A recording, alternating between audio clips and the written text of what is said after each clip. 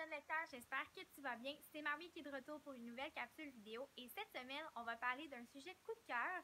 On parle de la magie dans les livres. Quand on parle de magie en littérature, on associe souvent ça au style littéraire fantastique. Alors, c'est en fait quand les auteurs vont choisir d'écrire à propos de créatures fantastiques, il va y avoir des quêtes avec de la magie impliquée, des fois c'est des objets ou des potions qui ont des pouvoirs, et il y a toutes sortes d'histoires qui sont en lien avec ce style de livre-là. Je t'en présente quelques-uns juste maintenant. Le premier s'appelle Les Chevaliers d'Émeraude. En fait, c'est une série de 12 livres écrits par Anne Robillard, qui est une auteure québécoise. Et c'est des chevaliers qui vont apprendre à utiliser la magie pour se protéger contre un envahisseur.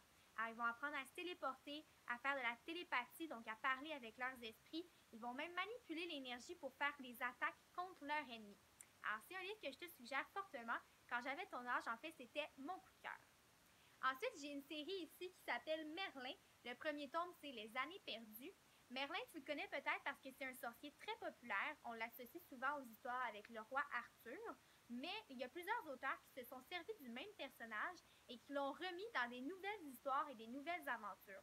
Alors, c'est une série fantastique où on voit de la magie et des pouvoirs avec un personnage sorcier. On a également des livres comme celui-là ici qui fait partie d'une collection À vous de jouer. En fait, ça veut dire que c'est toi le lecteur qui va décider dans quel ordre vont se passer les péripéties.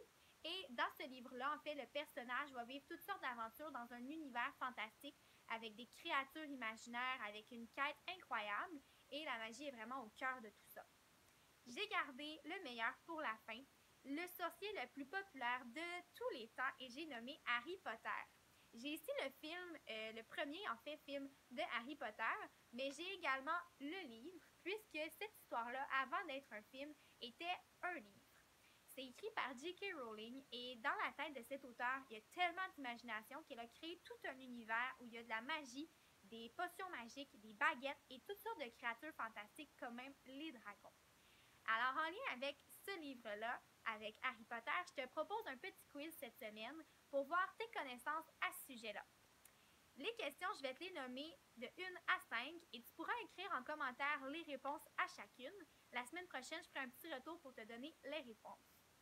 Question numéro 1. Quels sont les noms des 4 familles dans l'école de magie Poudlard? La question numéro 2. Que veut dire le mot moldu? Alors ici, tu as 3 choix. A. C'est quelqu'un qui est un sorcier. B. Quelqu'un qui n'est pas un sorcier. Ou C. C'est le nom d'un sortilège. Pour la question 3, combien de livres de Harry Potter il y a eu dans la série originale? Est-ce que c'est A. 2 livres, B. 10 livres ou C. 7 livres? Question numéro 4. Vrai ou faux? Ron et Hermione sont des frères et sœurs dans l'histoire. Et dernière question, quel est le sortilège qui permet de faire apparaître de la lumière? A. Lumos, B. Nox ou C. Stupéfix?